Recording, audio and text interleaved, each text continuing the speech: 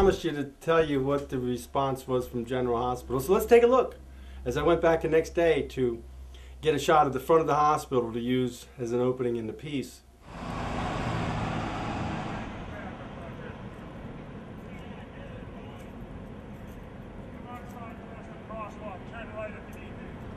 Cut the video.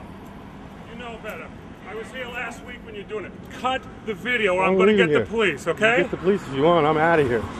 I'm standing on a public street. You are not to film this property. It's private property. I don't want to hear it, okay? I don't want to hear it. Film me whatever you want. I don't care. I'm standing on public property. You had orders last week not to film this institution. I'm not allowed to film the outside of the building, you're trying to tell me? Come here, Eddie. The guy we had issues with filming in the building last week, he's filming again, and he won't shut the camera off. The one that Marty, yeah. He's filming. I'm standing on the street, filming. I understand if you're on a public sidewalk. I've been on a public sidewalk. You can't do nothing. Okay? What's the problem? I was just trying to simply ask you what was going on, that's all. Well, this guy just came up and scared the dickens out of me. What he's trying to explain to you is you're not allowed on hospital property with that. Who said so? A hospital. Okay. Well, I hadn't heard that before. Nobody's permitted on there unless you go through our public relations department. Okay, well, you invite the press on to do an exhibit, and it's unfair, so, I mean, if you only invite the press you want? Is that what it is? I can't answer for that, sir. You'd have to ask public relations. All right, but I work security here. But you understand you can't stop me from filming on the street, the outside of your building. My intentions are not to stop you from going on the street, just as long as you're not on hospital property. Thank you. Have a good afternoon. Yes, sir. Wow. Well, good afternoon, folks, and welcome back to Daddy Justice. Same dad time, same dad channel, same bad time, same bad channel. Now, who knew in America, if you're a man, you are guilty until proven innocent. Once proven innocent, you remain guilty. And I have film to prove it. I'd like to remind you all that little saying we heard in school when we were youngins. It went something like this. Better 99 innocent men be thrown in jail than one guilty man get away with domestic violence. Wait a minute. Was that it? No, that wasn't exactly it. You get the idea. That's where we're at today. You saw what happened when I went to General Hospital and wanted to ask a couple of simple questions like, 1, where'd you get these numbers? 2, what about all the reality of the people you treat in your hospital? We could go 3 and ask them about how many fathers a year come upstairs to the 8th floor psychiatric ward and are in complete dissolve mode because they've been charged with sexually abusing their own children or some other horseradish, and police came and hauled them away, ruined their lives, threw them in jail, took the kids, took the money. It's America today.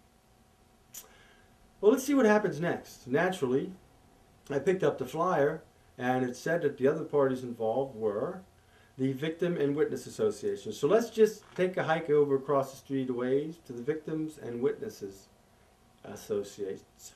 Up on the 6th floor of the Lancaster County Courthouse, and they're part of the District Attorney's Office. Now, the Victims and Witnesses Agency or Association, whatever you want to call them, doesn't matter. Their job is to be there for victims and to protect witnesses. Well, I'm a victim and I'm a witness, and I've gone to them over a long period of time, and no one's ever called me back. So I figured I'd take the opportunity to go in there and ask them, since they are the victim and witness people from the District Attorney's Office. They know what the stats are. They see the actual victims. Making a noise in this world.